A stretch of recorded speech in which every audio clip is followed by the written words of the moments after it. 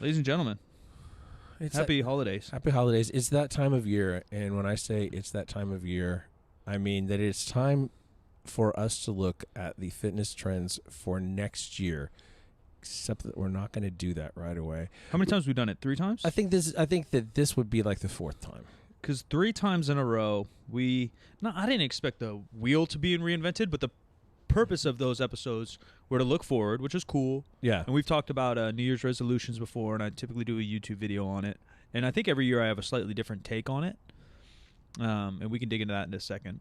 But what we try to do is grab a article from like mainstream shit. Right. And mainstream, I guess, maybe it's my perspective is wrong, but I thought mainstream is good at making bullshit up. Yeah. Right? And so I thought, each year there'll be new bullshit. Yeah. But they're just regurgitating bullshit, which is what social media is good at. Right. And so I thought the main media would hunt down some newer, cooler bullshit. Even if it was dog water, I'd rather have them give me something new to talk about. Mm-hmm. But they're not. Well, they just say tech. Yeah, they just every year they say hit, community, and tech. Yeah, exactly. We're going to get to that in a second. Well, part of the issue, is that a lot of this sort of blog article, which is kind of what we're talking about now, because these things are not published on paper anywhere, yeah. Right? A lot of them are written or at least first drafted by AI technology now. Love that. And somebody just goes in and maybe cleans it up or maybe doesn't. So they just scope the internet for high SEO fitness trends. Correct. And then somehow put words in it. I know 2 different people right now who are actually just writing or rewriting articles for online stuff. Cove is one of them, as a matter of fact. He writes for a photography site. Tell him to write for us. Yeah, he could. Yeah. Well, I think he gets paid. I mean, we could get him paid somehow. But if he has AI doing half of it, yeah. And then I have another friend from the Comedy Spot who writes freelance writes for stuff and based off of AI program. I believe it bases off of AI because why wouldn't you at this point, right? No, of course. I mean, you see obviously the picture trend going crazy on Instagram is all this AI artwork, and I've messed with some of those websites. I mean, they are cool. Did you do it? I haven't done it. I didn't dye it. I what I tried to do, and now spoiler, I was like, because I am a hipster, and so I was like, I don't want to do my face. Let's see if we can get our logo done a million different ways. And I thought that, but it won't read it. Oh, yeah, it won't read it. It's not a face. Yeah, it won't read it very good. So I tried that with a bunch of our different logos, and it didn't work that good. And I was like, oh, fuck it. And I deleted the app. Even though seeing myself would have been fine. But you see what they did to Tim? So I don't know what it has to do with like Mr. Tim Thibodeau. Yeah, because Tim's a good-looking cat. Yeah, it's not like Tim's hideous, but sometimes, and I've had other like pretty friends on Instagram that it just fucks their shit up. I don't know why here. I don't think it helped him. Yeah. Did you see Tim's? I think I did. There was one that was really them. Bad, poor guy, and he even said like, "Damn, I don't know why I paid for this." I'm like, I don't know either, bro. I don't know. Like it makes him like morph. Oh. Yeah, he's like molded. It looks like a burnt plastic. Yeah, he looks a little bit like the guy from The Incredibles in the face. Yeah, or like that. Yeah, he looks. I don't know why, but then other people, it makes them look like literally the best version of themselves. Yeah, like by far. Yeah. Oh, that one, yeah. Yeah, poor Timmy. I think it just grabbed his nose, which is but that nose is kind of small. Oh, compared to his actual nose? Yeah, I think so. Oh, maybe. Like in proportion. Like no, like obviously I got a fucking huge ass nose too, but you know what I mean? Like nose, I feel like a strong nose in a man sometimes, looks powerful. But they made Tim look like a little doll. Yeah, they didn't do him good. Poor guy. Did you just throw random tattoos on him? It's really weird.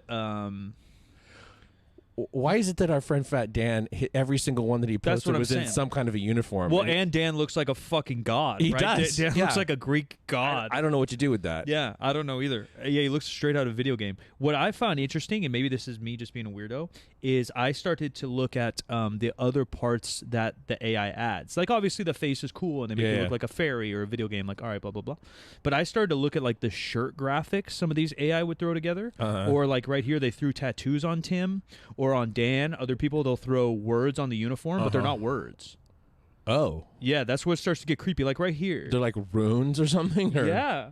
Really? This is where it gets creepy, but no one's talking about it. But like Tim right here, his shirt says like AM or MAGVED kind of.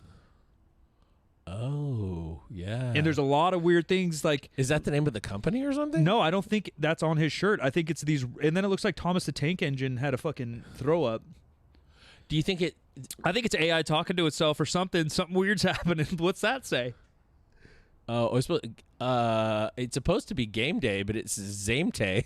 I don't know if Yeah. Doesn't it look like Zamte? I don't even know if it's supposed to be game day. It's definitely supposed to be something. It looks like there might be a Z, but it's definitely AMEGAY. Okay. I don't know. But then what's going on underneath? Tame gay. That's not the same graphic that's in his picture. No, it's not. That's like Totally an not. alien or something. Yeah, I don't know where that's from. Yeah, there's weird stuff going on. You might be right. He might be wearing game day stuff, and that's why. But that's not even close either. No, it's not. And Really Dan's that's a pretty good shot of him, though. no, yeah, that's probably the best one. Yeah, that's probably the best one. He looks pretty classic in a black hoodie. But yeah, the tattoos they're throwing on people. They'll throw necklaces with medallions that aren't normal. Now, I would say that Stanek benefited. Joe's straight looking like what's the off-brand? What's the Joe? You're off-brand. No, just not so Joe. You know. Not Joe. The show is fuck the superheroes that are like Deadpool, but it's like 6 of them or whatever. A TV show. Oh, the boys. The Boys. He's looking looks like main guy from The Boys. Right? Yeah. Yeah, he's looking like fucking off-brand Superman. Off-brand Superman. Yeah. Yeah, Joe's crushing it. Yeah, That's- Joe. Someone else posted one. I was like, this motherfucker looking like Ryan Reynolds. I don't know who it was, but yeah, some people were getting mega boosties. Joe's a good-looking cat too, but also like this. Like, isn't his nipple out of his shirt? His nipple is out of his shirt. There's actually a comment about that. Yeah, it's weird.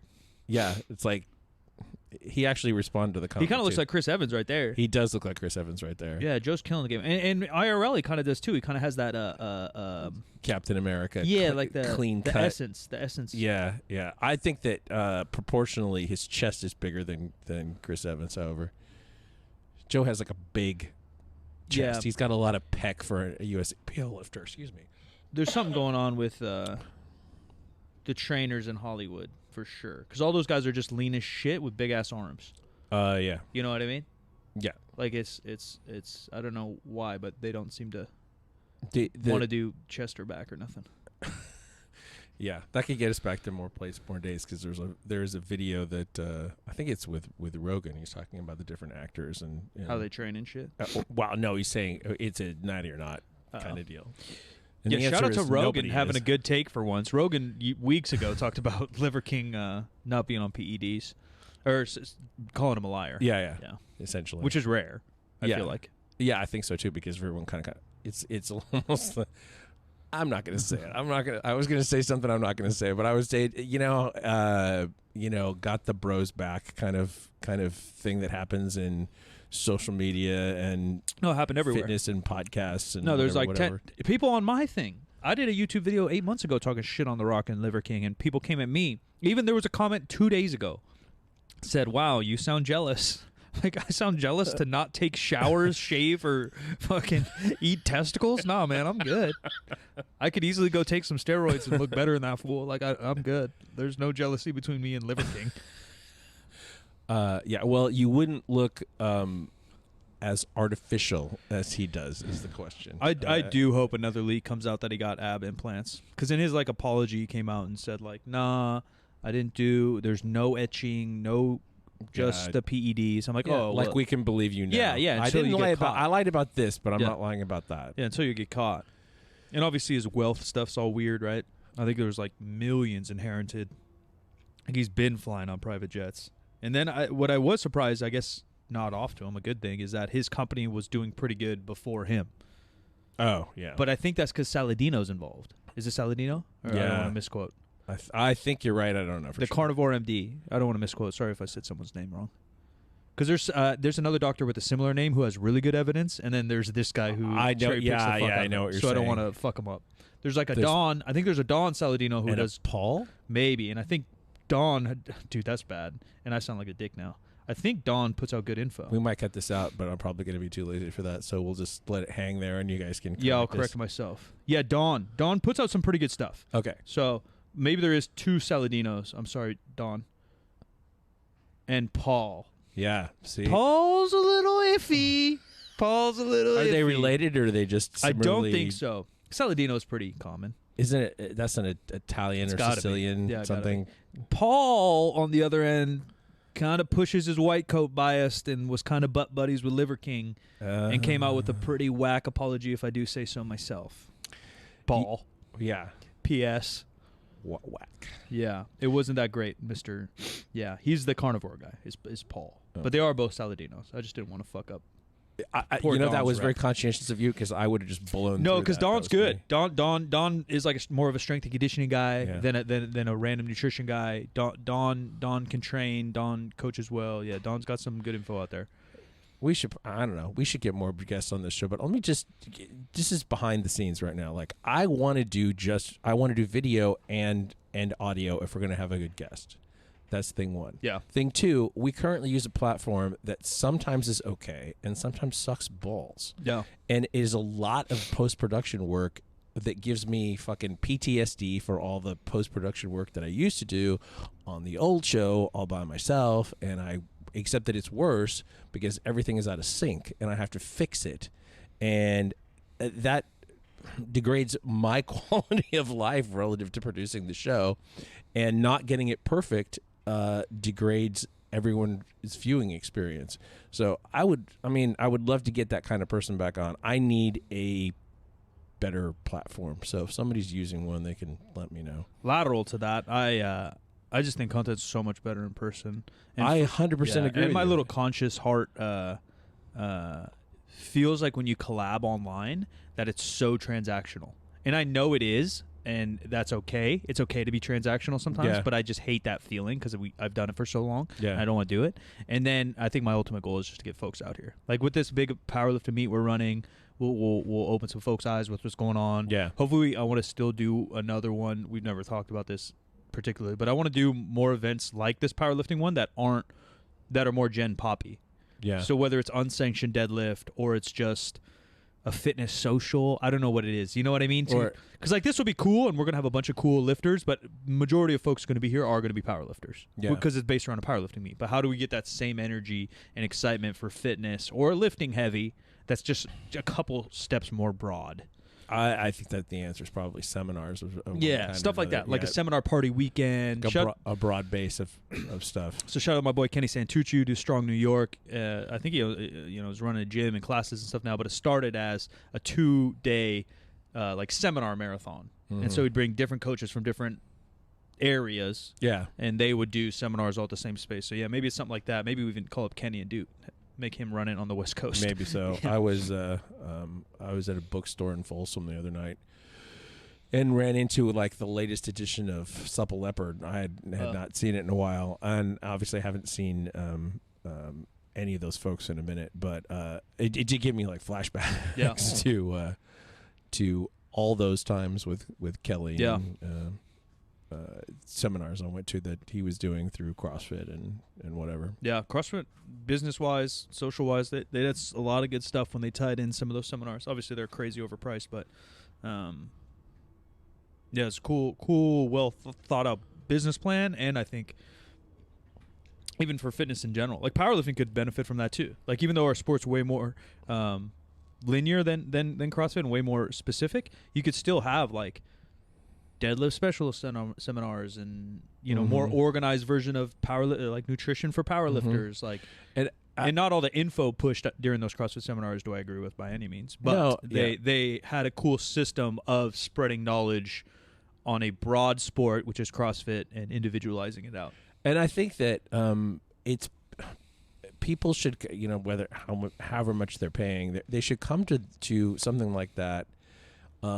Also being open to the idea that they were probably already right about what they were doing, and have some confirmation, not bias, but actually just real confirmation, or that somebody observes them lift and it's like, there actually isn't much of anything that I would change in your shit, and don't feel gypped because I didn't find, secret hack thing that's going to give you, part of that, though, giant PR or whatever. Part of any of that is like networking and community too, though, right? Maybe you find your future coach, or you find your fucking future husband, or you find your future nutritionist, or who knows who you might meet, just a future training partner. Or back in it's a little bit easier with social media now, but back in the day, that's how you found out about gyms, cool gyms to visit when you Yeah. travel or to train when you're out of town. Like, oh, so and so's from fucking Omaha. Yeah. And they have this gym. Where now obviously you can Google it and it's a little bit easier, but there is a little gap missing there, and obviously the pandemic didn't help. But as things get more normal, I think we'll see more of that. Yeah, sure didn't. So, so back to topic. Instead of looking at the article that we looked at last year, which was a real fluff piece, Yeah. I went to NASM and looked at their outlook for 2023. They haven't published one for 2022. I'm a NASM graduate. They haven't published one for 2023 yet. So here we're there. They only put 6 on the list, which I think if you shorten your list, you're really going to get a lot of duplication from everything else. But also, you're a little bit more committed. For those that don't know, NASM is National Academy of Sports Medicine, sports. Yeah, I believe that's correct. And they're a pretty big association. The other one is ISSA, I believe, is the other biggest one that has CSCS and stuff. But these are all pretty standardized, pretty well accepted certificates. So those that want to get into fitness. Besides those that just got 3,000 followers and competed in their first powerlifting program and now want to be a coach, if you actually want to get into fitness and learn from experience, typically I suggest getting some type of certificate. It's just kind of like a college degree to me, where we can argue that stuff all day. I don't think you learn a ton in college, but I'm a dropout, so easy to say. I think you show that you're interested enough and invested enough money and time-wise that now you deserve a chance at a job, and that's what I think NASM does. It gets your foot in the door at these big commercial gyms, which I do think is a great learning experience on customer service, how businesses are run. Even though they're corporate and you're going to get fucked on your percentage of coaching, you're a brand new coach. You kind of deserve to get fucked, no offense. And it's a great place to learn because you're going to have a variety of client and you're going to take any client you can for the first couple years. And so I think it's a great learning lesson. Not sponsored by NASM, probably should be. But yeah, so that's what NASM is. And typically they're fairly science-based. They go very broad, and when you take some of their courses and stuff, they have stuff that's like arguable, I guess. Like when I took it, it was 10 years ago, but they were all about the Bosu ball and some kind of weird shit. And not that the Bosu ball doesn't have a place, but they were like huge onto it. Yeah.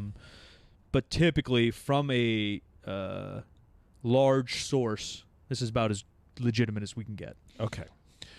So their number one for 2022 was wearable technology. Yeah. And I will say that like smartwatches, like I got an Apple Watch, their Fitbits, Aura. or yeah, all of those things actually did get better in 2023. And I don't know that maybe if people are more people are wearing them, or the people who are wearing them are more into what they get out of them. And I know that several years ago, Andy Galpin co-authored a book about people paying too much attention to them. Yeah. But I think that maybe we've reached the point where it's possible to not pay too much attention to them, but at the same time get benefit from them. Like the 10,000 step thing is entirely arbitrary, but if a fitness watch is going to tell you that stuff, and if you could do it consistently, like the message is consistency is not the actual number. Right.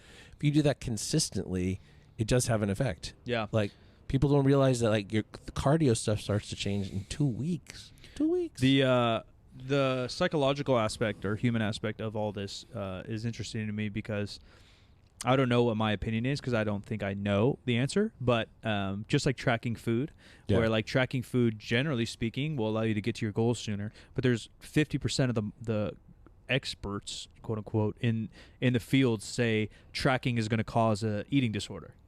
Yeah. So if that's the case, I guess to go along with Galpin, like if you're becoming obsessive about this, what's the line of, all right, this is a reminder for me to get my heart rate up or walk a certain amount, and then how much of it is going to turn obsessive? And I guess a lot of that depends on the personality of the person, of the client or the athlete we're talking about. And then, can you become LeBron James or even, lesser? Can you become professional, or can you become an expert or elite even, without being a little bit obsessive? And then where is the cutoff? And I honestly think you can, and people argue that as well, but there's so many gifted folks out there that don't give a fuck, and they're still just so gifted in every sport. And I've worked with elites at all levels. I think trackable stuff's cool. I think it's a cool reminder, but I think steps, sleep. I don't know how accurate it is because I haven't seen like real data on it. But if it does let you know about how much like deep sleep you actually got, I think that's valuable. Yeah. Is it going to change everything? Do you like max out every day you have good sleep and go pussyfoot in the gym every day you don't? I don't know if it's that. I don't know if it's that applicable, but I think those are cool trends to look at over a micro and a macro to maybe optimize some of your shit. I think, yeah. And if you have the money, yeah, why not? Yeah, if you have the money, why not? As long I think I don't know how much responsibility do the people who make these things have to keep people from obsessing over them. I don't think they have any responsibility at all. No, it's definitely not on them. I think it's more on the industry and then like pushing trends. I take that more on the creator. And for some reason, I feel like, because not to get political, but in terms of like businesses, yeah, I think a lot, I believe a lot of the weight or the responsibility comes on the consumer to become knowledgeable and do their own research. But for me, some reason, when a creator is the owner of a business, or a creator, meaning a content creator, or even an individual like LeBron or something, when you become the face or you try to be the face of something, I think the responsibility then gets split. And maybe that I have no basis why that is, but in my head, that's a thing. I started this to actually help people. And so I started podcasting with you and YouTube and Instagram. So then like, why all of a sudden when there's a dollar amount, do I switch that? Right. Where you could argue AT&T started to help people make better communications with the world, but they don't give a fuck about us. You know what I mean? Like, no, they can't, because it's just too much of a machine, right? And then I don't know where that line is drawn, but for me, it definitely is like some kind of content creator or face. And so yeah, I agree with you that with an Aura ring, I don't know who Mr. Aura is, but it's definitely on you to do your research. And it's definitely on you to like not just follow this Aura ring. It's one piece of data that helps. Right. It's just one piece of data. And I think depending on your sport, it matters a little bit more or less. Powerlifting, I would say these things matter a little bit less, to be honest. General health or even CrossFit or something where you have so many more variables. Let's control this one. And then something like a heart rate monitor, steps, running, et cetera, I do think a heart rate monitor, steps, things of that nature are like a key indicator of what you're doing. Yeah. Because you'll do workouts based on where your heart rate sits. Rather than powerlifting, we don't really do that. Yeah. And a lot of them show heart rate variability now, which is a concept I don't entirely understand. I know that you're looking for it to be higher, and I know that the older that you get, the harder it is to get it higher. Yeah. And things like caffeine and sleep affect that, whatever. But I will tell you the highest number that I've had in, probably forever, since my watch could actually calculate it, was the other night back in Folsom, axe throwing for whatever fucking reason. It doesn't make any sense to me at all, because it was the first time I'd ever done it. And I think maybe, like, we had rain getting there, we had traffic getting there, we missed a turn. Yeah. Part of the street was closed. I was like super frustrated when I got there, and I'd never done it before. And they're like, yeah, you try it out first. And I was like, you're handing a person who is under this much stress. Yeah. And a beer. No, I didn't have a beer. No, but they have those, right? They do have them. It's all beer and fucking sharp objects. Yeah, they do. I haven't really had much to drink in 6-7 weeks or whatever, just because I'm trying to lose some weight. There's just another story. But I was super frustrated. I must have thrown the thing 10, 12 times and not even bit wood one time. And then it suddenly clicked. I was like, oh, now I get it. And I didn't have a high score, but I was like, hitting fours and fives pretty much every time. Yeah. Which is toward the center. So I was like, maybe the fact that I felt better that I got better. Yeah, the learning curve. The learning curve from being so frustrated when I walked in the door. Like, maybe that's where that came from. But anyway, back to we were talking about food tracking. Not one of these that we've looked at has had food tracking apps or diet apps or food scale or any of those things as a trend, especially now that some of them are AI driven. Yeah, you think that would be a thing, right? The greatest thing I've ever seen that I would actually have everyone use, that I don't know how it fucking works, and I don't think it ever went to market, I believe was on Shark Tank, and this is probably I don't know, man, 8 years ago, 6 years ago. I remember them having a scale with like a cup. And for somehow, I don't even think you typed shit in. Maybe you typed shit in. I don't think you did. It would measure the calories in there. Oh. By substance. Interesting. So, like, I pour Cheerios and you pour milk, our shit's reading different. Wow. Yeah. I pour cereal and almond milk, you pour cereal and regular milk. Our shit's, it's thrown to our app what calories are in there. That's crazy. Yeah, again, I have no clue how that concept works. They might have lied because it's Shark Tank. You know what I mean? Like, it's one example on a thing. Right. Who fucking knows? I've never heard about it go to market. But if that can be a thing, which I'm sure it can somehow, right? There's smart-ass people out there. If that can be a thing, I think that would actually change the industry and actually could help people. Like that's a legitimate tool I think would help people. Because, like, tracking and weighing and checking the back of the package, it is a little bit of a process. It's to do all that. It's like accounting for your food. Yeah, if you could just pour your food and it whips it in your fucking app. Yeah. 2 buttons, on and tier or whatever, and it fucking whips that shit out. That's impressive. Yeah. No, I agree. That would be fairly. I wish someone can find it. Join us in Discord, 50percentfacts.com, and let me know what the fuck that thing is. Someone else out there I know watched it. I'm pretty sure it was on Shark Tank. I just remember seeing like a stainless steel, I think it was like kind of a scale and a certain cup they had on there. And maybe it was just liquids. I don't even remember. But it was something crazy. Yeah. If it were easier, more people would probably do it. Yeah. I'm trying. So you don't have to learn macros. Right. You literally just pour your shit and it tells you where you kind of need a basis of knowledge of nutrition if you're going to track, and you need to understand macros and calories. And the other way, you get fucking Bodunk, Alabama, doesn't give a fuck about nutrition, to put their Big Mac on that scale. Yeah. And then it tells their phone, all right, you only get chicken for dinner because you just slammed 8 Big Macs. Yeah. In your recent weight loss, did you actually use the tracking app or do you just do it? Yeah, I had to. At the end. In the beginning, I just went whole foods, stopped eating out and made basic steps. But then to drop the last like 10, 20, I was tracking pretty strict. Yeah, that's kind of how I feel about it. I haven't used one so far. I'm like 13 down, something like that. Yeah, you can start to like eliminate shit, right? Like you said, I haven't drank alcohol. Yeah. For some of you, it might be your Frappuccino in the morning. You can eliminate that.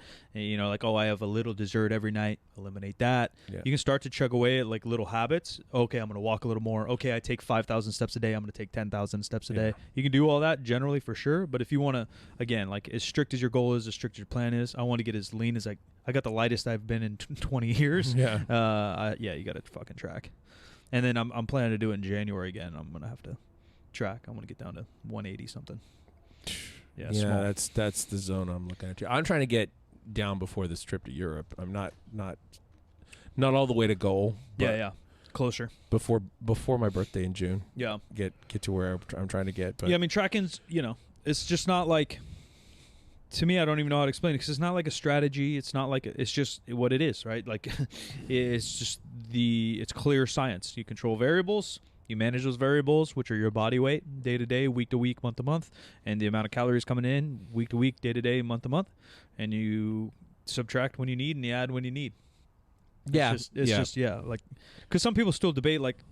I think majority of people understand it, but some people still think like it's a diet or it's not. It's just controlling variables. Yeah, seriously. This is something I have been saying to people lately is your weight is here. It's like a balloon that you're keeping in the air.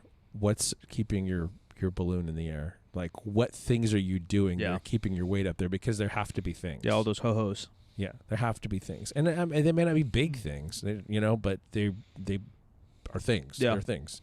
And if some of the things are out of your control, well, then I don't know. I don't know what to do then. Then you're a liar. Yeah, I mean, most people don't have metabolic disorders. No. That keep their weight. I don't know the high. percent, but I bet you it's less than 3%. Yeah, most people don't have hormonal problems that keep their. It just it is what it is. You may have hormonal problems or hormonal things that affect it, but it's not keeping you. Like birth control, right? There's a bunch of things going on. Age, but it's not like even the same thing. They're like, oh yeah, age 35 in men, it's gonna be real hard. No, it's real hard because you're already out of shape. It's not real hard because your hormones. Right, and part of it is that things just don't happen as fast. For some people. Yeah, for sure. Yeah, well, and what they don't look at is the actual lifestyle. Look at the lifestyle of a 50-year-old versus an 18-year-old. Yeah. Is it the metabolic magic that's making this 18-year-old skinny, or is it that motherfucker's walking to class all day, playing basketball at recess, then going home and fucking around again? He's jittery as fuck. He's shaking his legs everywhere because his hormones are through the roof. Yeah. Right? But, like, it's not the test and the hormones making him skinny and lean. Right. It's that he's running around like a psychopath. Right. Or when you're 50, you're like, I'm fucking over it. Even when you're 30, I'm fucking over it. Conservation of motion. Yeah, I'm just on the couch. Yeah, I'm just on the fucking couch. I'm tired from real stress. Yeah.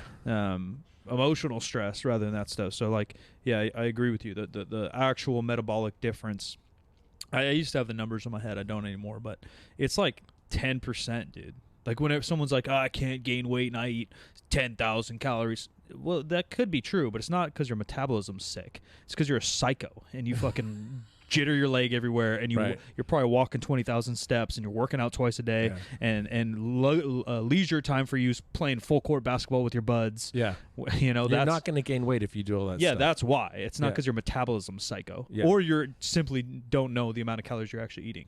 Because everyone says that, but same in reverse. If you're trying to gain weight and you're struggling, track your food. I bet you're eating a lot less than you expect.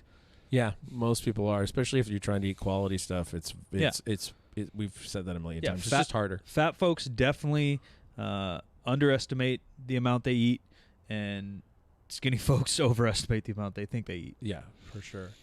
Number 2 on their list was mini workouts, MINI workouts, and I think that maybe that's happened a little like bit. Dosing stuff. It's dosing. Yeah, or I've seen it referred to as snacking, fitness snacking. Yeah. I don't know. I guess depending on your personality or whatever, but like, and I hate to be the cliche powerlifter because it's turned so corny when you're like, I don't work out, I train. But I do kind of believe in that, where like, and the definition can be whatever you want. But for me, when you're training for a goal, and working out would be more like snacking. Yeah, you're just like doing shit. And when I did my cardio, I kind of did that, I guess, in a sense, because I would get ADHD and bored. But I do think having true intent and a plan going into something is the only way to be truly successful. You're not going to be able to snack and then look like Chris Evans. No. You know, like, it just won't happen unless your snacks are highly planned. Yeah. Where you have a half an hour and you're going to crush biceps, and then you have an hour later and you're going to crush back. Like, sure, maybe. And I think the snacking that I believe in is more of along those steps lines. And I do like the steps more and more as I grow as a coach and as an athlete, where the idea of getting 10,000 steps is to snack your movement, neat, if you guys want to call it that or whatever. But it's a way to just like move more in our modern day, when our modern day is set for convenience and less movement. Right. So I was doing that all summer. I'd come in here, I'd warm up, I'd lift, then I'd walk 10, 20 minutes, and I'd go home, eat, finish some work, and then I would just go on an hour walk. Yeah. And I'd literally just walk. You have a dog, you have a kid, you have a bicycle, whatever it is, just having another excuse to kind of move, so then we get back to more habits like those crazy 18-year-olds. My walking really fell off when our dog passed. Yeah. And I'm not going to get another dog at this point. I love dogs. Yeah, yeah. You're traveling and busy. Yeah, I don't really want. So I'm prowling the fucking neighborhood now. Yeah, you know. Yeah, it felt weird because I live downtown too, so I'm walking by like the fucking courthouse and shit. Yeah, you know, like it feels kind of weird. It's nice out, but yeah. Sometimes I'll do half of it around my neighborhood, then come do the other half of it down here. Yeah, you know. Yeah, I mean, there's things to see down here, and yeah. So in terms of snacking like that, but again, it's like as strict as your goals are, as strict as your plan needs to be. If you want to get fucking jacked, you're gonna have to get after it. Like, it's not easy. No. Yeah, you know, you're not gonna be able to just. You're not gonna slouch into it. It's the same thing with the women who's like, oh, I don't want to get too bulky. It's like, do you think that's easy? Yeah, you got to go crazy. Yeah, you have to have crazy genetics and go crazy. I think the snacking, I guess, now that I think about it more, I think it was on one of the articles, and I think it's one of the few things we agreed with, but I might be wrong. It might have just been a topic where like boutique or like randomized classes are popular or going to be popular, where you're like, oh, Monday, oh, my friends are doing Pilates, I'll do Pilates. Oh, Wednesday, my friends are going to go deadlift, I'll go deadlift. Oh, Friday, my friends want to go for a walk and play frisbee with their dog. Oh, that sounds cool, I'll go do that. Where I think that for the Gen Pop is probably the best play. Yeah, so it's a commitment to activity. Yeah, or friends, or a commitment, or like variables that, like, when you ask someone, what do you do? They don't have an answer. Where some people do Pilates, or I do yoga. You're not that guy. You do dabble, and you're kind of like the buffet or the variety plate, the charcuterie board of fitness. I think that could work for a lot of people to maintain a healthy body, mind, etc. but that's not going to get you like Chris Evans either. No. That's why obviously I like powerlifting and lifting weights, because like everything, and obviously this is a societal norm and a Western push of body image on you. But if you want to look like these folks, you got to lift fucking weights. Yeah. You know what I mean? Like you got to get fucking jacked. Yeah, it's not going to happen any other way. Yeah. All of them did it. You can go on YouTube, and every single one of them has got some video with their trainer that shows some of what they did. Yeah, and they're most probably of that lying on that too. Well, yeah, but I mean, maybe not 100% of what they did is shown there. That's but what I mean. The things that are shown are things they did. Yeah, that's where as much shit as I talk on Dwayne Johnson and The Rock for all his narcissists and lies, he does now show him getting after it. Yeah. Like he shows himself going really fucking hard on a belt squat. Right. And all of a sudden he shows his legs now, where he's never showed his legs in the past, and his legs are jacked now. Who would have thunk? Doing some fucking squats, get your legs jacked. Like I do recommend that work. Like Ryan Reynolds, I don't want to make up a name, but I'm going to make up Ryan Reynolds because he got jacked and skinny. I don't know what his article said, as every article comes out when someone's jacked, but they might say like, oh, he did Pilates and ate salads. Like, no, he didn't. He fucking chomped on tren and bench press at some point. Yeah. Yeah. He was, I think the first time I remember having seen him was in the third Blade movie, and he was jacked. I saw him way before that. The first, he was on like a sitcom with two dudes and a chick. Well, it might have been called like Two Dudes and a Chick or something. What was it fucking called? Two guys in a pizza place? Or yeah. Two guys, a girl in a pizza place. Yeah, something like that, yeah. Yeah. That's when I saw him, and he was fucking 100 pounds. Yeah. Dorky, like, neighbor guy. Yeah. Yeah. That's the best. Yeah. His transformation's sick. Yeah. Because he got fucking jacked. Blade, obviously. Yeah. Deadpool. Yeah. Yeah, he got really jacked. I like Ryan Reynolds enough. He's, like, a little annoying because he plays the same character all the time, but, like, in doses, he's funny. I think that, like, of all the folks to hang out with, he might be the most fun. In person, he's probably cool. Yeah. His Instagram and shit's really good. He was, like, ragging on his wife and shit. He's witty. Yeah. Yeah, I like him. I like him just fine. Yeah. Two guys, a girl, in a pizza place. That's sick. That thing had potential. That was like the, I feel like they just caught the wrong time. Like the Seinfeld, Frasier, Fresh Prince, Home Improvement was like the core of sitcoms, and then that show came like just as sitcoms started to become dumb. Yeah, just afterwards. Yeah. Number 3 on the list was HIIT workouts, and I think that HIIT workouts took a hit this year in 2023. There's research saying that Zone 2 is generally better. And yeah. I don't know if anybody's saying that HIIT is dangerous. I mean, but it's just not superior. Yeah, I think it's only superior in terms of time cost, I guess. Yeah, I think that's the only thing. And even I've had some people in our industry, powerlifters and such, still talk about it highly. I think it's just too metabolically and systemically fatiguing to be, again, to counteract your actual weight training. Yeah. Where we want to put the most energy into the things that get us to where we want to go. And if you want to look like fucking Ryan Reynolds and The Rock, that's got to go to lifting weight. That's got to go to resistance training. Where Zone 2, yeah, we've noticed, evidence shows the same cardiovascular benefits in terms of just general health. And then despite time consumption, we'll give you the same calorie burning or fat burning necessary to get shredded. Again, where I've become more and more a fan of just walking. Does it have to be 10,000 steps? No. I got like pretty fucking lean, and I was walking like a sad amount, very sad amount. But it's comparison to what I was walking before, right? Which was even sadder, right? Like all these fuckers are talking about 10,000. I think it's Sam Calhoun. Shout out Sam Calhoun, one of the best powerlifters. She's gonna go down as a legend, even though she's young. So it's weird to say that, but Sam Calhoun, I think I don't know if she was actually cutting for nationals or not, or IPF, but she was like tracking her stuff, and she's getting like 30,000 steps in, and this was while I was cutting, and I'm getting like 5,000 steps in. I'm like, oh fuck, I'm definitely beating that. I was like, this chick is so much stronger than me, so much more jacked than me, and walking way more, and I'm gassed after 5,000 steps a day.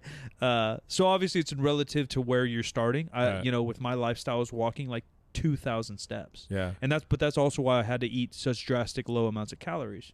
One, I was already lean, so to get leaner, I need to get there. And then I'm not walking 30,000 steps. Like, I'm creating content where I'm sitting, I'm lifting weights, or I'm working at my desk, which is my laptop. And so, again, going to lifestyle being way more important, where someone would say, Mike, your metabolism is so slow. No, bitch. My metabolism's the same as yours. You're just a crackhead that runs away, or you work in a warehouse, or even a nurse, a teacher. You're standing and moving more than I am. Yeah, my wife, retired this year. Yeah, she's probably walking like crazy. Yeah, she was. It was like 9 miles a shift or something like that. And she literally cut down her calories after she retired because... For sure. She has the strongest sense of it of anybody that I know who doesn't naturally? actually track. She's got a little bit of a nutrition background, and so she weighs herself every day. Not everybody does that anymore. I've started doing that. It makes a big difference. I wouldn't have gained as much extra weight during the pandemic had I weighed myself every day. Yeah, where some people will call that not narcotic. Fuck. Obsessive. I can't think of the other word. There's another word for sure sitting there on my tongue. If it were a narcotic, everyone would do it. Yeah, but and call that like a disorder. Yeah, but you're controlling a variable. You're reminding yourself what your goal is. Like I think when I'm cutting, I weigh myself every morning and even sometimes at night to see how I'm doing. Yeah, is it obsessive? Maybe, but like, who's to say? I'm not going to drive myself insane and start fucking eating lettuce all day. It's just a way for me to kind of self-check myself. Yeah, and I'm going to spit this out in a second here. I was reading an article the other day, and I don't really know where all the conclusions came from, but it talked about how intermittent fasting can be a problem for your blood pressure, and blood sugar or whatever. For sure. It can be a problem for some people, not obviously everybody. But I remember in times in the past when I was doing more of a low carb approach than I'm doing now, and when I had carbs, like not only do your veins pump up, but like you can hear your fucking heart beating in your brain. Yeah, and I could feel my blood pressure sometimes. That's probably not the best idea. Yeah. It's probably not the best idea. I think it depends on where you're starting. Yeah. Right. If you're, because you can, again, like, not to like hop on this body image fucking argument always, but like you can be slightly higher body fat, maybe still active, maybe lift a little, maybe on these snacking shit, and have perfectly healthy hormones, sugar, blood pressure, all that. So for that person to hop in intermittent fasting, it may not have an effect. Yeah. But you can also be of normal-ish body weight, normal-ish body fat, and have fucked up blood pressure, fucked up blood glucose. And for those ones to go, straight into intermittent fasting, you may have some not great answers. Yeah. And anyway, my point was about weighing myself. If I haven't eaten breakfast and I weigh myself at 11, 12, something like that, I'm going to weigh less. Yeah. Just going to weigh less. So if the next day I'm weighing myself at 8 o'clock in the morning or 9 o'clock in the morning, it's going to be more. And we just control those variables. You just don't think about that in terms of absolutes. It's like just where I was when I got on the scale. Yeah. But I won't weigh myself twice a day. I've done that in the past. I won't do that anymore. Yeah. Because I was just doing it when I'd wake up and go to bed, kind of know where I'm at. And again, like how strict your goals are. I mean, I could be like 5, 6, 7 pounds. Easily. In the past. I don't know about now. No, I could probably gain 10 in a day easy. Yeah, because what's sitting in your gut, plus like glucose, and if you're dieting a lot, you don't got a lot of, you're not holding a lot of glycogen in the beginning of the day, and the end of the day I'm holding a bunch of glycogen and water. There's shit tons of variables, but the idea is weigh yourself the exact same time, the exact same day, wearing the exact same shit every single day, and then track that. Yeah, exactly. Fuck HIIT. Fuck HIIT. HIIT's fine. Like, again, if you're the snacker, to give you guys like answers to try to make this educational, if you're the fitness snacker, I think HIIT's great. If one day you want to randomly do some shit, or in the morning you kind of deadlift, and then nighttime you want to do some hill sprints or go play some soccer, that's fucking sick. Or you want to go take a HIIT class, great. Thumbs up to you. If you have a very particular goal, whether it be aesthetically or even performance, you got to really figure out how you're going to program and dose your HIIT. It can be done. Obviously, there's fucking NFL players that deadlift really heavy and then go sprint and are... But they're also top level athletes, and they their are bodies are different. Their whole lives revolve around it, and then even at this point, there's some shit strength and conditioning coaches at the pro level, but there are a lot more better ones now too, so they know how to properly dose that and program that, because each one will take away from itself. So if you're a powerlifter doing sprints, either you're an absolute freak, but majority of strength athletes I would recommend not. Yeah, makes sense. It's just not worth it. Makes sense. Their number 4 was building a smart home gym, and this is a thing that hit that also had a big setback in 2022, and that's Peloton. Yeah. What's the other one? Struggled. Mirror or something? The one we were working with? I don't remember what it's called. There's the Mirror, and then there's one more. I think that, LeBron James started pushing one of them. Yeah. I think they're fine. Yeah. But they're not. I don't know that they're ever going to be huge. No, especially at those cost points, right? Like those are all like $3,000, $10,000 units. Yeah. I think the one thing I did like Peloton I like because of the community and the gamify. Mm-hmm. I think that has a lot of I almost even bought one because I just think it's such a cool idea. We've talked about getting one in the gym for people that want to like do cardio. We obviously have treadmills and step mills and everything you can need, but if you want or you need someone to push you, I've taken one of those like Soul Cycle classes with our boy Brian Abs, and it was fucking sick. I wasn't even in good shape, and I just did it because it was free and they're doing like a promo day and all the homies were doing it. I was like, yeah, I'll go do it. Looks fun. And it was really fucking fun. In hindsight, if I had a coach I liked and a class I liked, like Peloton, and I see people tagging like their favorite coaches and shit, like I think that's really cool. Good music, you kind of get a community aspect, and talk about HIIT. It is like a 20-30 minute deal. You're just going crazy. I think that's fucking sick for the majority of folks, and even some bodybuilders. You could probably sneak that in because like doing sprints on a bike is slightly less systemically fatiguing than doing like a fucking full-on sprint or playing a basketball game. I think it'll stick because it's a good idea. I think they're going to have to figure out the price point and the convenience. And then the other thing I like about it before we bash on it is I think it was that mirror one or whatever the fuck it's called where you put it on the wall. I think their resistance was like magnets. And so I haven't used it, but the concept I really like. Where like the strength curve is probably fucked with in a good way. Like kind of those the pulley wheels people use for squats or rows and shit like that. That's like I think this is the fancy version of that. And so I think the strength curve, there's probably something cool there to play with. Is it going to change the industry? No. Is it going to delete deadlifts or make them obsolete? No. But is it something cool for some folks? Like the more you push into it, the more it pushes back kind of deal. Yeah, I think that's kind of cool. But it's definitely not the end all be all. And at that price point, who's it really marketing to? Like it's not helping our obesity problem, that's for sure. Preaching to the choir a little bit. Tonal, right? Yeah, Tonal's the one we were going to work with. Yeah. I think the other one is still called like the Mirror or some bullshit. Yeah, I think so too. But yeah, they're fucking $5,000. Yeah, you can get a fully kitted free weight system for $5,000, right? Yeah, a rack's going to cost you $1,000 or $2,000, or a combo rack. A sick barbell is going to cost you $1,000, and then the nicest plates you can buy, and now you can do everything just as well. Yeah, exactly. The last one, I will split this one in two. This is leveraging virtual coaches and classes. Now, coming out or at the last year point of the pandemic, people had been doing a lot of virtual shit. Yeah, obviously, but I think that it's sort of been more common in terms of classes and stuff for people to do particular kinds of classes online, but prefer to do other things actually in person. Yeah, I wonder. Because of the space we live in, where we've lived in an online fitness space for a decade or more, online coaches, the term has been a thing for us for 8+ years. Yeah, and it's probably bigger now than it's ever been. I wonder if it's reached more into the pop culture, where I've noticed even some of my friends who like deadlift and shit, but they're like online friends of mine or content creators I follow, but they're not necessarily... They're still in-person coaches that just kind of put shit online. I did notice they were doing like Zoom calls to coach people and stuff like that, a little bit more common. So I agree with you. Yeah, like obviously the Peloton's the easy take with that. Like it's the same idea. But even like just random Zoom calls or more typical, because people literally didn't leave their homes for a while. And so just have someone write you a burpee workout or work out with the gallons of Alhambra water you have in the corner.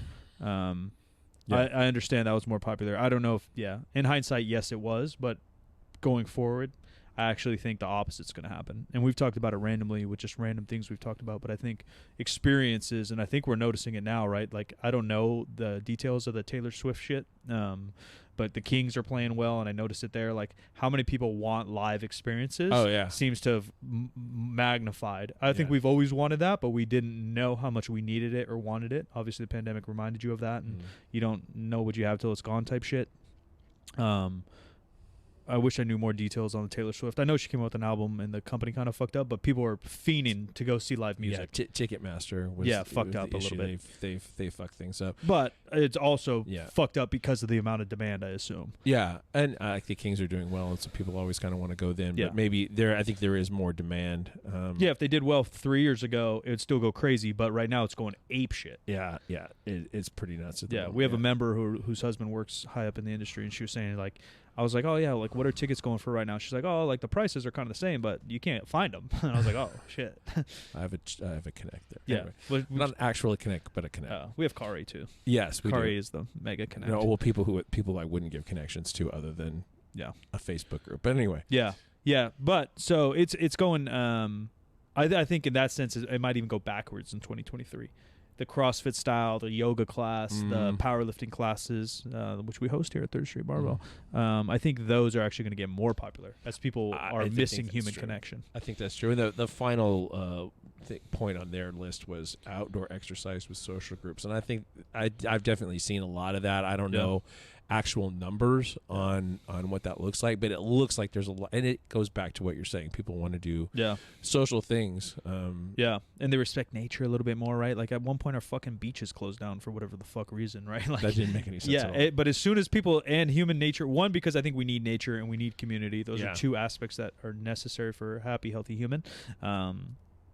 But then two, as soon as you're told you can't have something, you're going to want it more too, right? So as soon as like our national parks and fucking beaches close down because of COVID, that's probably going to piss people off. Now they want more national parks, more beaches, and more community. Yeah. So all that I think will stay in 2023 and kind of probably flip a little bit.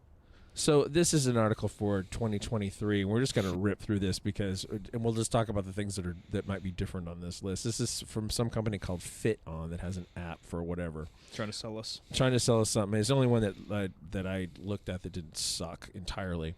Number one on their list was earlier evenings over late nights, and I think that is a thing that's happening. Like, I wonder if that's just because whoever's writing Fit fucking whatever is getting old. Maybe. Because I've been like that for a long time, but I noticed all my friends are now starting to get like that. Yeah. When they reach like early 30s, they've been like that, but I've been like that since I was 26. Yeah. Like, I don't really want to... No. There's a limit to how late I want to stay out. Yeah, I'm good. Most of the time. Yeah. This is community workouts. That's where we just talked about that. Movement snacking. Interesting. Low impact workouts. Pilates, yoga, whatever. I feel like that's been a thing that's been going on for a while. Not really so much on the list that we've seen. Mental health and wellness in the workplace. There's been a lean in on mental health stuff over the past few years. Yeah, I just worry like everything, like the pendulum swinging too hard. Yeah. Now you stub your toe and you need the day off work. Yeah. Your cat died and you need a day off work. Like, go fuck yourself. Like, sometimes you got to grab your balls and do shit. I was talking to somebody about that the other day. I think it was on a live Q&A, and obviously I only get small tidbits of the real story, and so that's all I have to base on, so I answer it based on that. And the guy's like, yeah, man, tell me how you get out of a rut. I don't want to work out today. I was like, bitch, that's not a rut. Like, grab your fucking sack and go work out. It's one day. Yeah. Like, if that rut is 3 months, all right, man, I might be a little more compassionate. Let's go talk to a therapist. Let's lean on some loved ones. Let's fix our sleep habits. Let's work on some things to fix that. But, like, waking up one day and not wanting to do something is called being a human. Like, go fucking do it. Yeah. You know what I mean? For sure. Yeah, whoever guaranteed you that you were never going to have to do things you didn't want to do, they lied to you. Yeah. We've gotten so lucky here, and maybe luck, or maybe we pat ourselves on the back, which I don't want to do because I think it's more luck about our employees just showing up. And I talk about it on YouTube all the time. Like, all you got to do is show up. We've had, you know what I mean? Because I've talked to other friends, majority of my friends are entrepreneurs or business owner, and how they have the headaches of dealing with employees. And look, man, I love dogs just as much or more than majority of folks in this world. But if my dog dies, I'm still showing up to work. Yeah. Like the humans that rely on me and need me at work are just as important as my dog. So show up and fucking do it for them too. And having friends that go through that kind of stuff, like cat died, missed a week of work. Like, come on, man. Yeah, like, and trust me, like, I understand, and I'm very empathetic, but at some point, we just got to show the fuck up. And again, we've just been lucky where, our 3 teammates here, they show up. Yeah, they show up. Yeah, for sure. And that actually makes me want to get on a soapbox about one particular thing that's been bugging me lately, and I think I've probably talked about this before, and that has to do with boundaries. Yeah. People say, "Oh yeah, I'm not going to don't talk to me about X because I'm setting a boundary." It's like, well, that's not how boundaries work. Yeah. Boundaries are for you. They're on the inside. They're not for other people's behavior. Right. If you don't want to participate in somebody else's behavior, then your boundary is to get out. Yeah. Well, and like, how often is it? Yeah. You know, if it's once every 6 months, like, fuck your boundary. Yeah. If I'm coming at you and bitching at you all day, every single day, yeah, man, tell me I suck. But yeah, you can't. It's the same thing. Like pendulum swinging too hard. Yeah, exactly. Exactly. Don't put how you're feeling today or yesterday or tomorrow or whatever off on little stuff. Yeah. Yeah, you can sacrifice too. Yeah. If my friend comes to me once in 6 months and needs to bitch and I'm having a bad day, I'm not going to draw the line right there. Like, you can sacrifice for someone else. It's not a big deal. Yeah. Stop being a pansy. Okay, number 6 on their list, again, wearable technology. Number 7, I think that this probably was in one of the ones we've done over the last couple of years, and that's plant-based, push for plant-based. Yeah, I don't know. There's so much like mixed info on all that stuff. I watched a couple documentaries going back and forth on like fishing and like what that looks like for our environment and for your health. All the meat, the vegan ones, all the meat eating ones. Like, I think that's just pendulum swinging. And until there's like more full data, because we don't know, because people talk about longevity diets versus performance diets.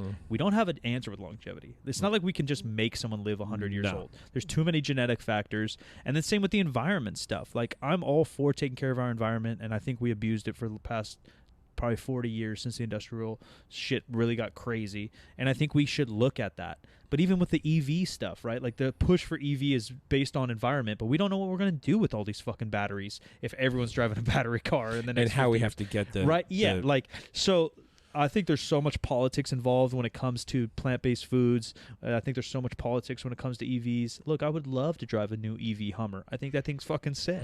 But that doesn't mean that I think I'm also saving our environment that way. And I think that's the same thing with like the vegan move, right? Like the little argument is like, how many animals die when we're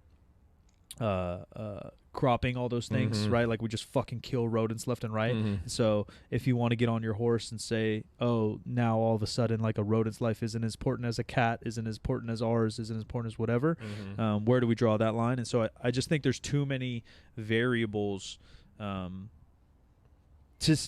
just blanket statement that a plant-based diet is better for our environment and each individual that's walking this planet. Yeah. No, actually, that gets into number 10 as well, which is environmental sustainability. Yeah. Number 8 being good mood foods. So, like, ice cream. Yeah, really, seriously, CBD in your whatevers, and mushrooms in your whatevers. Yeah, sure. Yeah, I don't know. I don't know about that. I just think like none of that really seems to be any kind of solution. I watched a cannabis documentary about like cannabis relationship. I think it's older, but maybe it just popped up for me. Based on like the music industry, and I thought that was cool, like where it came from, the jazz era into Snoop Dogg, into whatever. I was like, oh, this is really cool. But then they obviously go to like some cannabis festival or something, and they're interviewing people, and same idea, just like same. I think Eric Helms, I almost said Chris Holmes. Eric Helms told us in one of our early episodes. And he was like the best guest. That was maybe our best spot-on guest per question, where we had him break down how to spot a gimmick or something.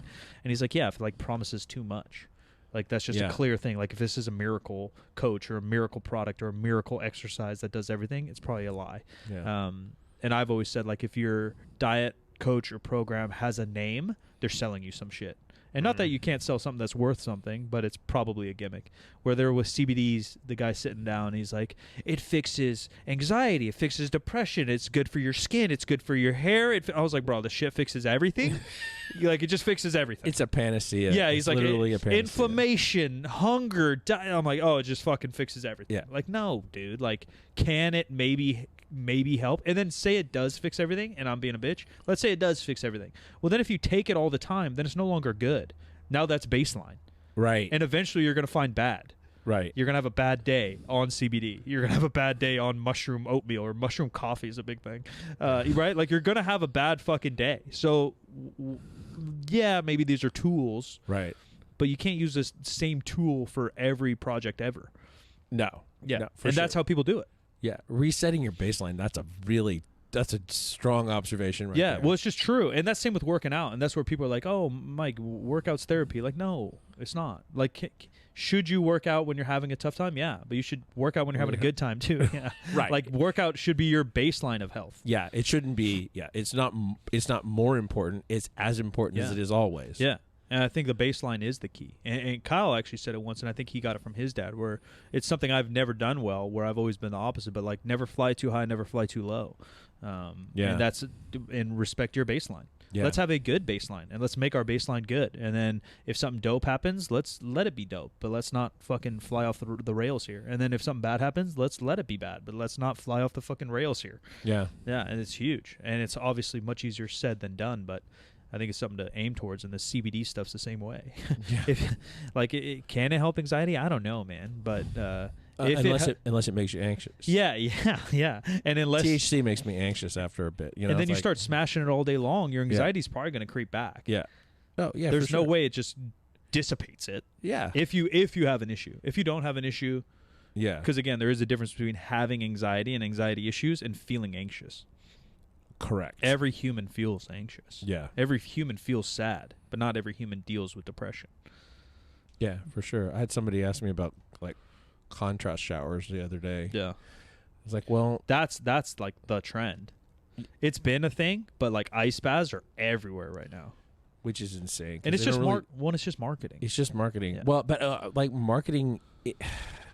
It's a personal marketing virtue signal bullshit thing, as far as I'm concerned, because there's ain't nobody making money directly off of the ice bath thing, except for Cold Plunge here in Rockland, California. Yeah, but I don't like. They just started sponsoring everybody, and so that's why it's more popular now. Well, anyway, this is not the most common thing in the world, but like one of the ways that my anxiety will manifest is as shakes, shivers, you know. And the last thing I want to do is something that's going to make me shiver, period, because I fear that it will set me off and make me anxious. No, I've had that same point. I talked to one friend who's kind of in the therapy world, or has at least a master's in psych, working for their PhD on this, but I don't think there's research yet. But that exact thing. So elevated heart rate, mind wandering, et cetera, all these signs of anxiety or an anxiety attack. But then people talk about going to work out to help anxiety. But for me, this is 100% N equals one of one study, very anecdotal. But when my anxiety is not good, working out is bad. It feels very bad. Really? I get very anxious in the gym because my heart rate's elevated because I'm squatting fucking heavy, and then I'm just sitting in between sets that allows my mind to fucking race like crazy, and then I got to go do another thing that elevates my heart rate, and then I get to sit and do absolutely nothing, which leads to my mind racing. It's just a cycle of that in between deadlift sessions. Yeah. And there's no study, kind of like the what comes first deal. Is it my heart rate leading to feeling anxious, or am I anxious and now my heart rate's elevated from working out and anxiety? But either way, I do think there's a physical culmination that can maybe lead to anxiety rather than anxiety leading to a physical situation, kind of like your cold idea. The physical part of it is they call it somatics, being in feeling it in your body. Yeah. And who's to say that can't come first? Yeah, I don't think force your mind to be not good. Yeah, I don't think there's any reason to believe that it couldn't. Right. And so you try to avoid the situations that are going to make you at your worst. Yeah, my biggest argument, and I don't ever want to have like a cold plunger advocate on here to debate them because I think they'll just talk in circles and straw man. But their biggest argument is do things that are hard, and then that makes hard times make hard people. And I agree with that concept. But my biggest flaw in that is when you choose to do something hard, It is much different than overcoming adversity that is not chosen for you. And I had this debate multiple times in a comment recently. I posted a video of what seems to be a very young child.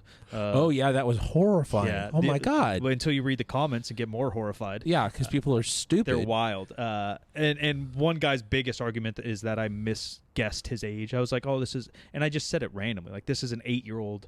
This is doing nothing, no net positive here, physically, mentally, whatever. And their argument, basically, this kid was doing a wall sit, and this coach seems to be either helping him or pinning him down, but this kid has agony, absolute agony on his face. And it's just one kid doing it by himself to an extreme intensity. And my argument was basically that this doesn't help discipline. This doesn't help anything besides a negative connotation with this kid's head on what exercise may be.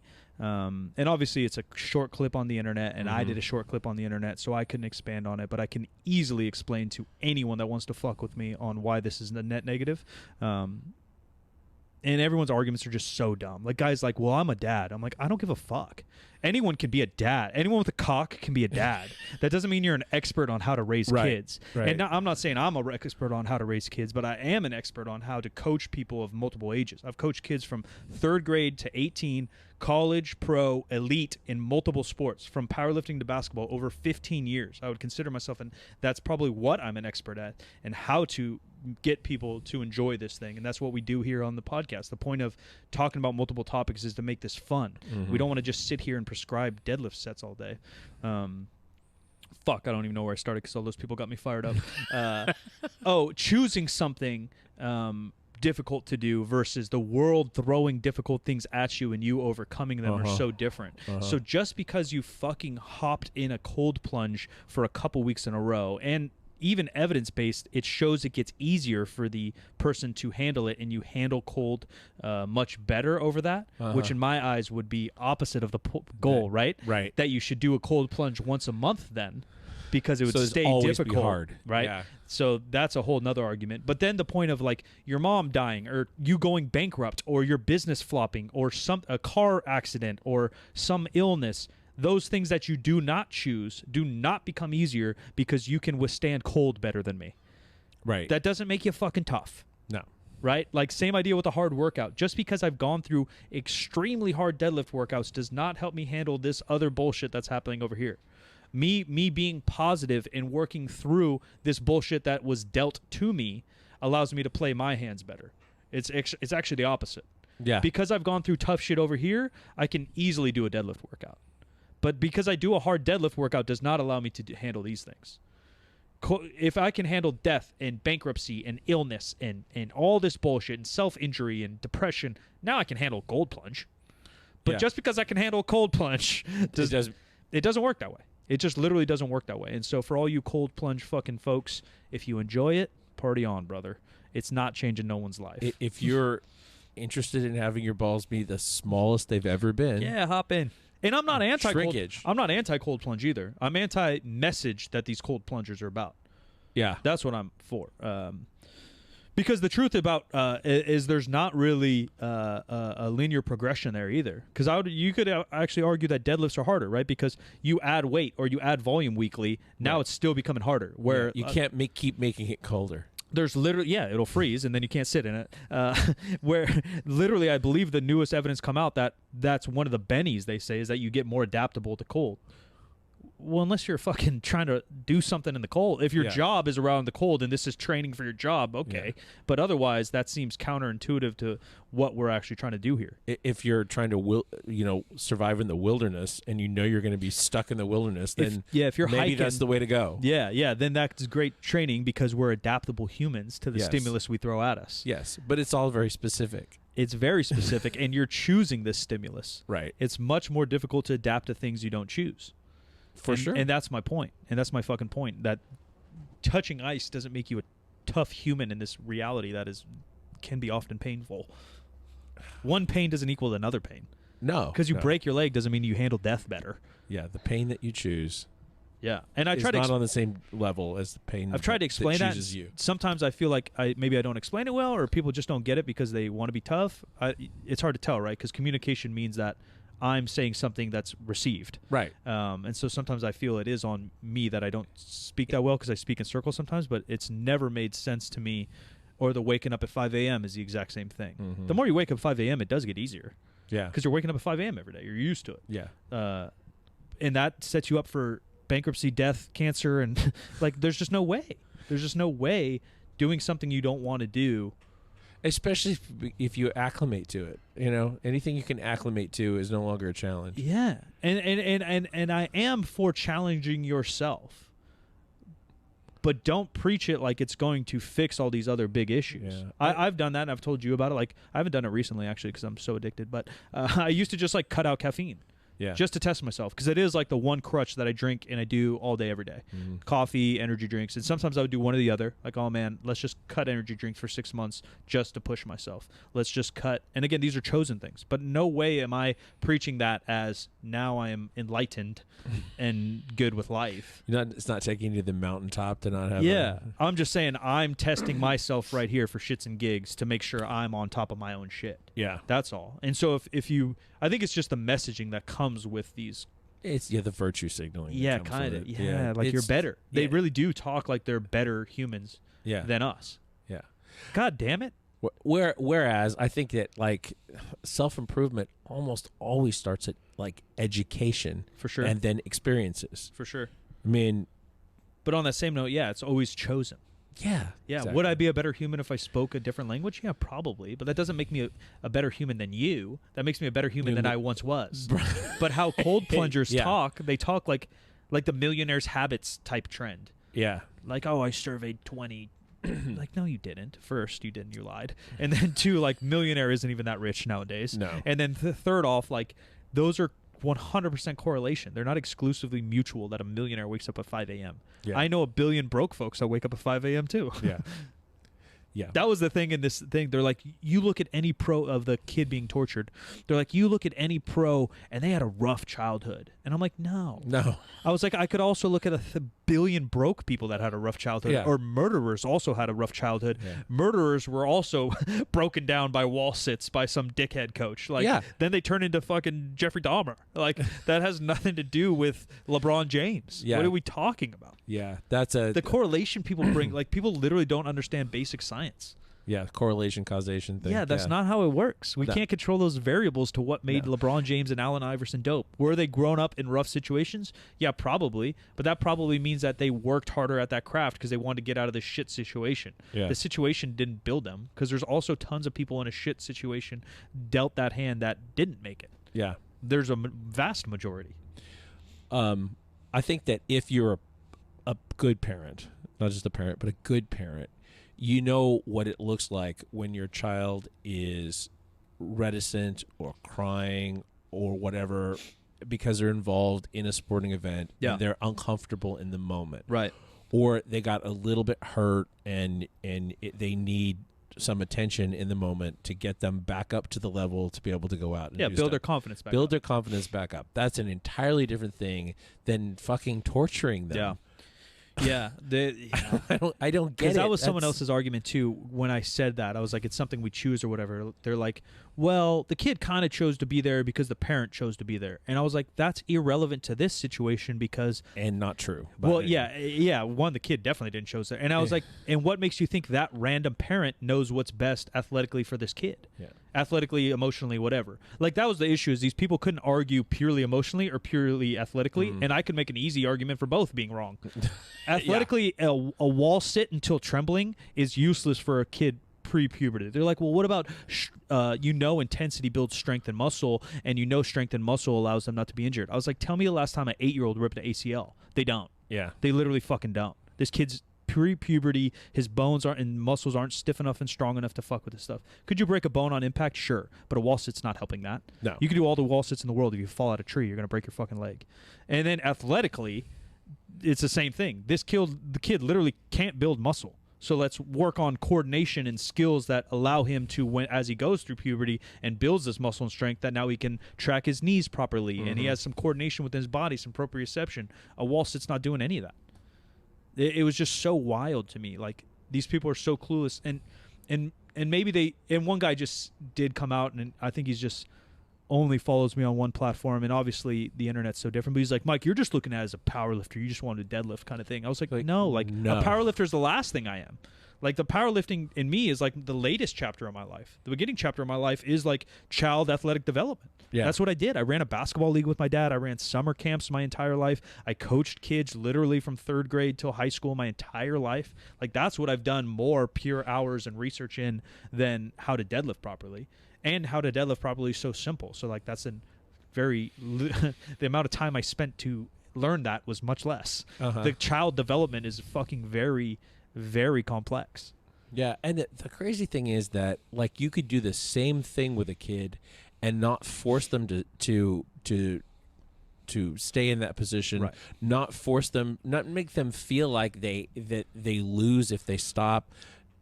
And it could be fun. It could be funny. That's literally what I explained to Seabass yesterday when we were talking shit on. I was like, you know what a good wall sit is drill? And I don't know if this is PC, so forgive me, folks. But there's a drill we used to call the Indian drill, where you would run in line, and the last person in line would have to sprint to get to the front of the line. So you have 10 kids just running in the court or football field, doesn't really matter. And the last kid runs to the front. So you're building communication, teamwork, trust in your teammate to not be lazy back there because you're tired from jogging, etc. You can do the same thing with the wall sit.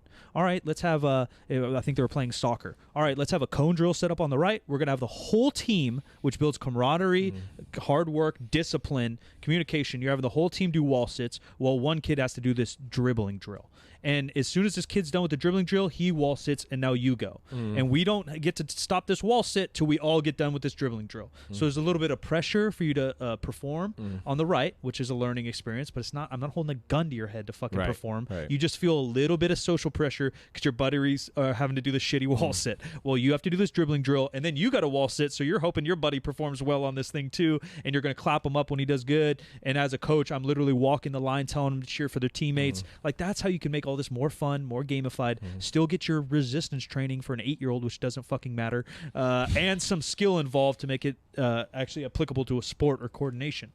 It doesn't have to be me shoving a kid. And someone said, well, maybe you don't know context. He fucked up, and now he needs to do that. I was still inappropriate. Well, there's other ways to do it. Yeah. And I hate it as an athlete, but it's probably better to make the whole team run. Yeah, because then again, you're building trust and reliance on the others, and then a little bit of social pressure. Because I'm not soft, man. Trust me, dude. The way I was fucking raised, if you guys met my fucking dad, is the opposite of participation award. Because that's what everyone automatically went to me. I was like, dude, there's so much in between that. I'm not trying to give this kid an award. I'm trying to make this kid actually learn.